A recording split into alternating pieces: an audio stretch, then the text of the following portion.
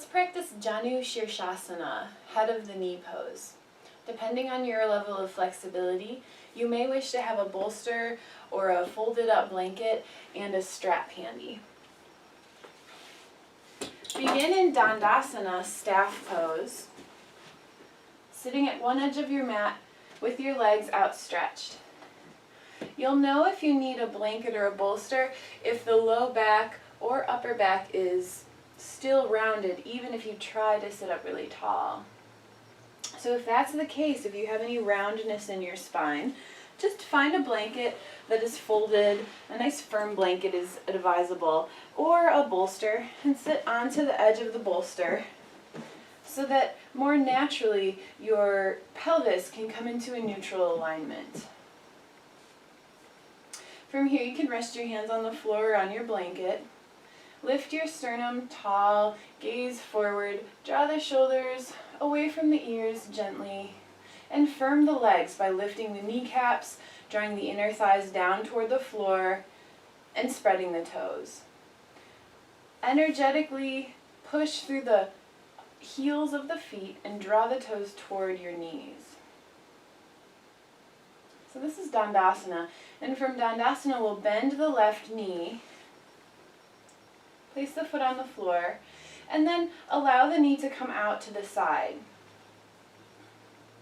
so that the bottom of your left foot is pressing against or close to pressing against the inner right thigh. Now if you're propped up on height here and your knee is just hanging in outer space on that side, you can find a block to support the knee as well. So make sure you build this pose so that your body can be here without strain or tension. So again, firming the extended leg by lifting the kneecap, inner thigh down, spreading the toes wide, and coming into a tall spine here.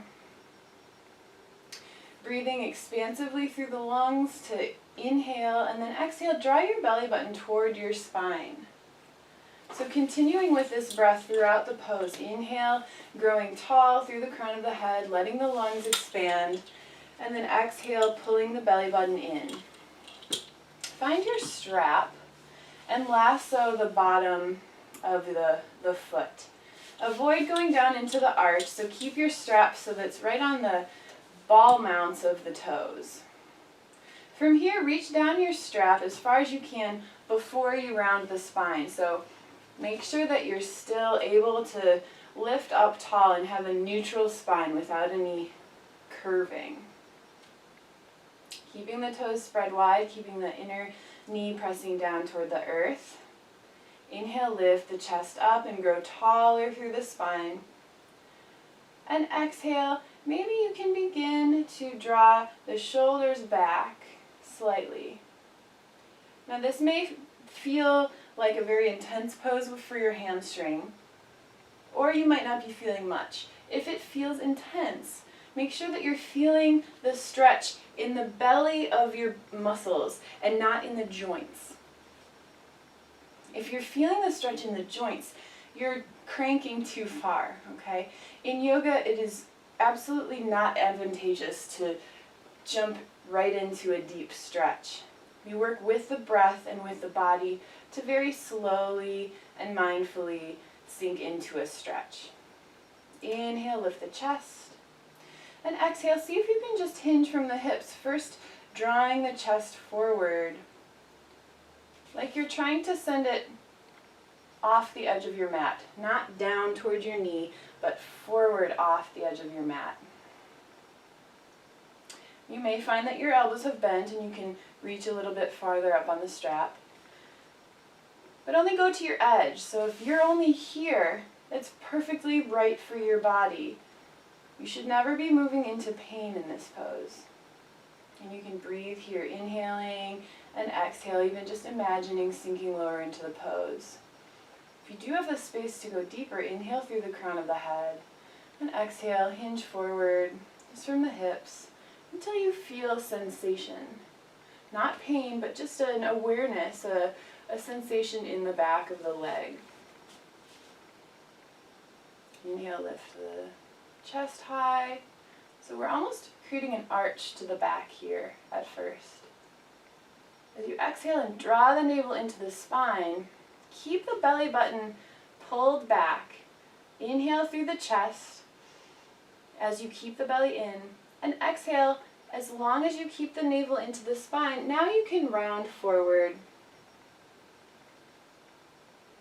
and find this expression of the pose. Maybe you can walk your hands up on the strap. Maybe the hands can rest around the leg. But keep this extended leg engaged. Keep the navel drawn toward the spine. On an inhale, come back up to that arched back position, drawing the heart forward. Exhale here, and then inhale, lifting all the way out of the pose. And we'll try the other side. Extending the opposite leg. And you can notice if you feel a sensation of difference between one side and the other. Bend the right leg. Let the knee fall to the side. Use the block if needed. Find your strap around the ball mount of the big toes. Lift, grow tall. And we'll move just a little more quickly through this side, but you can take your time at home here and really explore the depth of this pose for your body. There's no benefit to rushing through this. There's actually a stretch reflex that the muscles have, where if you go too quickly into a stretch, your muscles actually tighten up to try to protect themselves. So in effect, you're actually tightening your muscles by trying to stretch too quickly. However, if you move with breath by inhaling, growing long, and exhaling very gently and slowly, mindfully moving, maybe just a fraction deeper, you can slowly coax your body to open. Or maybe you're just imagining what it would feel like for the hamstring muscles, the calf muscles to let go. Another advantageous point is to lift the kneecap and engage the quad. And as you engage the front of the leg, it allows the back of the leg to let go. It's called reciprocal inhibition. And exhale, pulling navel to spine, allowing the back to round. And seeing that your sternum stays in line with your leg, your extended leg. That you're not caving in to one side. Inhale, coming back out, lifting the chest, creating a slight arch to the back, drawing the shoulders back, drawing the heart up toward the sky. And then releasing. Extend both legs long. And then bend the knees. So that was Janu Sirsasana, head of the knee pose. Namaste.